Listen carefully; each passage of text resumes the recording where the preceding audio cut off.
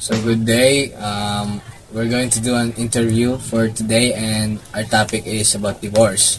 So my name is Ershani Espiritu. My name is Mark Luis David. This and is, my Marcel. mother. Marcel David. I'm Athena Ibondorian.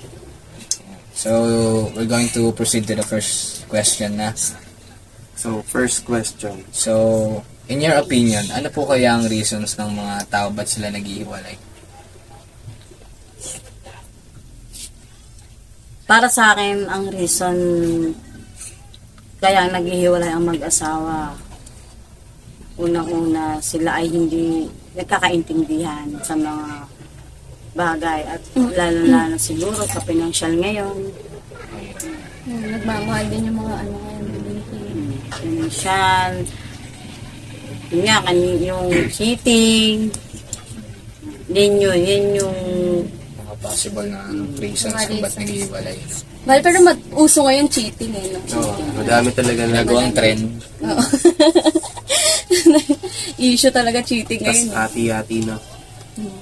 So, Number 3 na. number 3. So, yung second question po is, nag-agree ka po ba sa, agree or disagree ka po ba sa divorce? disagree. Para sa akin, disagree ako kasi dito sa akin na dito sa Pilipinas parang hindi naman talagang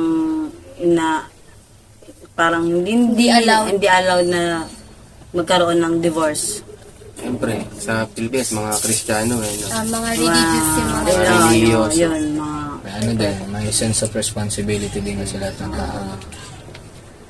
Tsaka, pero inaano na rin nila yun, di ba? Bukod sa annulment na, inaano din ng, ng gobyerno na ma-i-approve yung divorce. Kaya lang, kasi napipigilan din ng Mga church. walang church. Mga nangunguna din kasi yung church. Check. Sa Pilipinas, madami talaga mga Kristiyano talaga. mga Kristiyano. doon din Kumbaga yung pananampalataya ng mga Kristiyano. Ako doon din dumidepende yung ibang desisyon ng gobyerno sa Christians. Mga church. Church. Pero sa tingin nyo kaya, pag ano yun, no, na sa tupad dito yun. Ikaw, tingin mo, dapat tupad. Hindi para sa akin parang hindi Walang chance na ma-approve. Kasi kung ano na yun, dapat dati pa. Dati pa. Kung kayong dalawa po nito di magkakaproblema sa marriage, like financial, tulad ng sabi mo kanina, gugustuhin mo ba na makipag-divorce? Hindi. Bakit? Para sa akin, hindi na. Ayokong kahit sabihin mo magkakaproblema sa financial. Kasi siyempre isipin ko kayo yung mga kapatid mo. Sobrang malaki ang Impact. epekto sa mga bata. Baka magkakaroon ng panibagong adjustment. Ang laki ng adjustment. May custody na mangyayari pa pag ganyan. Dami din proseso. Ano din yun. Mahal yun. Hindi. Gastos. Magastos din. Ang laki ng ganas din doon. Hindi na, Pero kunwari, may abuso, sakitan, kaya. Oo, ganun. May pagkakataon. maghiwalay na lang. Pero yung sabihin mong mag-divorce pa, hindi na.